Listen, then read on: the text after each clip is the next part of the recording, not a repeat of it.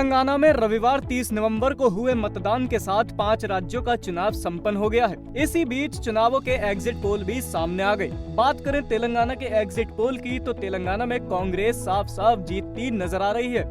अगर कांग्रेस तेलंगाना में जीत हासिल करती है तो उसके लिए ये महज जीत भर नहीं होगी, बल्कि इसका मतलब होगा कि मुस्लिम वोट कांग्रेस की तरफ जा चुके हैं। वह भी तब जब राज्य में कांग्रेस का मुकाबला सीधे सीधे बीआरएस से है और एआईएमआईएम चीफ असदुद्दीन ओवैसी भी मुख्यमंत्री केसीआर के साथ खड़े हैं। गौरतलब है कि तेलंगाना में केसीआर और ओवैसी ने मिलकर चुनाव लड़ा है, जिससे मुस्लिम वोट इधर उधर ना भटके।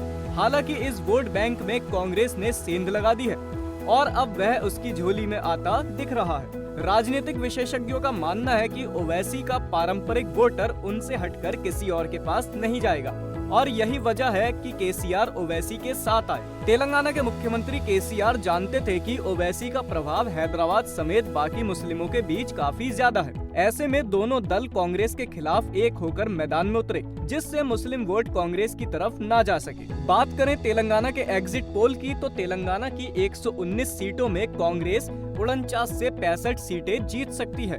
तेलंगाना में सरकार बनाने के लिए 60 सीटें चाहिए, जबकि बीआरएस को 38 से 54 सीटें मिलती दिखाई दे रही हैं। वहीं एआईएमआईएम 5 से 9 सीटें जीत सकती है, जबकि बीजेपी को 5 से 13 सीटें मिलने का अनुमान है। अब तेलंगाना का चुनावी समीकरण समझिए।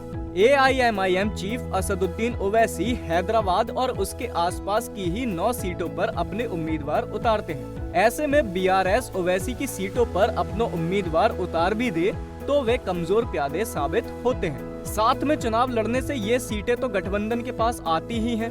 वहीं केसीआर को हैदराबाद के बाहर मुस्लिम वोट साधने के लिए ओवैसी का समर्थन भी मिल जाता है। अब समझिए कैसे मुस्लिम वोट कांग्रेस की तरफ शिफ्ट हुआ। एग्जिट पोल के नतीजों के मुताबिक कांग्रेस तेलंगाना में सरकार बनाती दिख रही है और ऐसा इसलिए क्योंकि मुस्लिम वोट शिफ्ट होता हुआ दिखा है। लेकिन अब सवाल ये है कि अगर ऐसा हुआ तो कैसे हुआ है और क्यों हुआ है। तो देखिए, कांग्रेस ने लगातार जनता को ये बात समझाने की कोशिश की है कि ओवैसी बीजेपी के लिए बैटिंग करते हैं और जनता ये बात समझ गई। इमरान प्रतापगढ़ी ने कहा कि हम जनता के बीच जाकर लगातार यही बताने की कोशिश कर रहे थे कि ओवैसी वहीं पर चुनाव लड़ते हैं जहां पर वह बीजेपी को फायदा पहुंचा सके। सिर्फ इतना ही नहीं, ओवैसी का गढ़ जाने वाले इलाकों में इस बार मतदान भी कम हुआ है।